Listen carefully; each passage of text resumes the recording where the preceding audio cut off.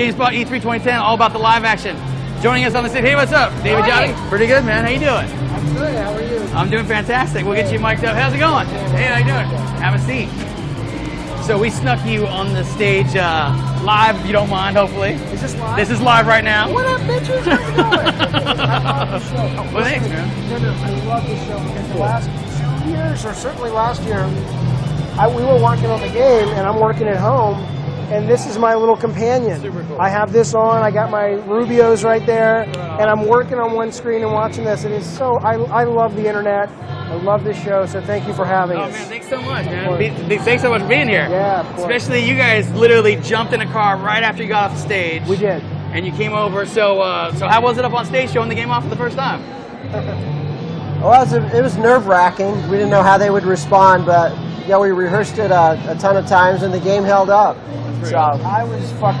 Can I? You can totally do it. All right, so I was really nervous, though, because, I mean, we haven't had a Twisted Metal out sort of this scope in a while, and there was really a sense of, does anybody care anymore? And it was really nice to get a really warm response to it. So now we're both kind of, I think, coming down a little bit going, all right, the game may have a shot at entertaining a bunch of people, so that's awesome. How long have you been working on the game?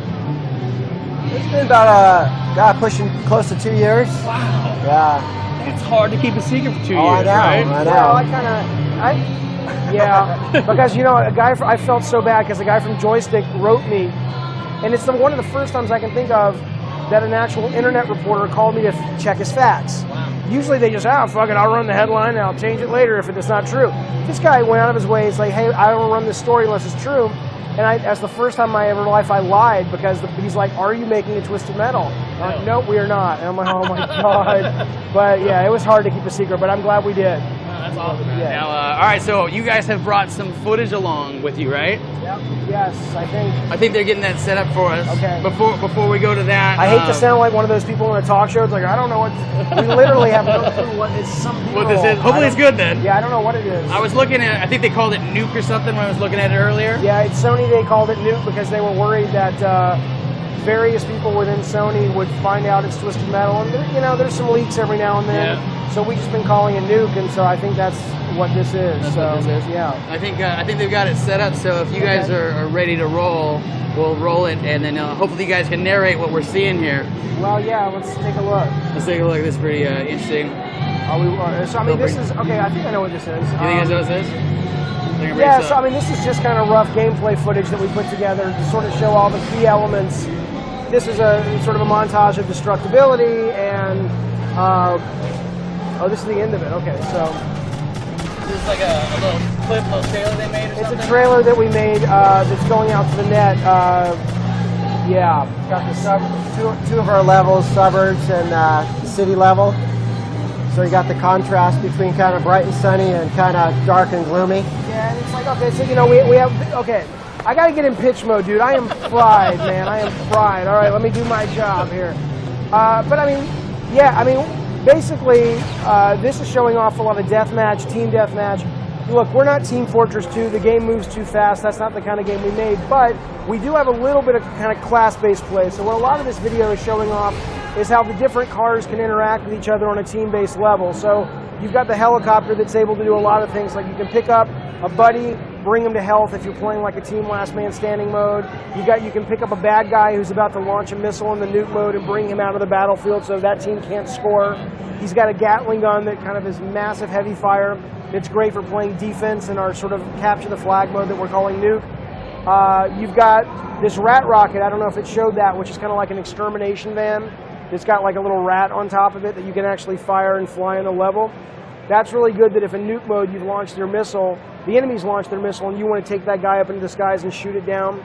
So every weapon or every vehicle has two special weapons or an alt special weapon. One is kind of action, deathmatchy weapony, and the alt is tried to sort of be there to give a little bit of sort of class element to the game for the various other modes so that the cars function a little bit different and you can really kind of create your team and go online with your buddies and really kind of strategically pick, okay, we need a tow truck that can drop health, we need a helicopter that can extract people. Yeah, it's so, totally, I mean... a whole new ball game with it then. It is. But we still want, one of the key things is you know, Scott and I are, I mean, we love online, but we kind of came up through split screen. And so split screen not only is important from a standpoint of we're going to support 2 and 4 player split screen, but it's also we want to try to figure out a way to sort of create the mentality of split screen gaming online. Because what we find a lot of times that happens is, you know, it's so fast that you step out of a bunker and you get shot in the head. Right. And you take a couple of steps and you get shot. Now, obviously, the people watching who are hardcore, like Modern Warfare 2 players, who are able to evolve beyond that poor playing style, they don't have that experience. But for a lot of us, we do, and we want to get into those games, but it's hard to form relationships with other players because you don't have enough time in a lot of ways. I'm not saying everybody, but that's been our experience. That's true. And so with Twisted, we've been really excited because the cars have more hit points, they have more health, so you can build those kind of split-screen relationships where I'm chasing and you're racing to get the health and I'm trying to kill you. We have these health semis in the game, which are kind of like Knight Rider or Spy Hunter, right, which are giant semi-trucks,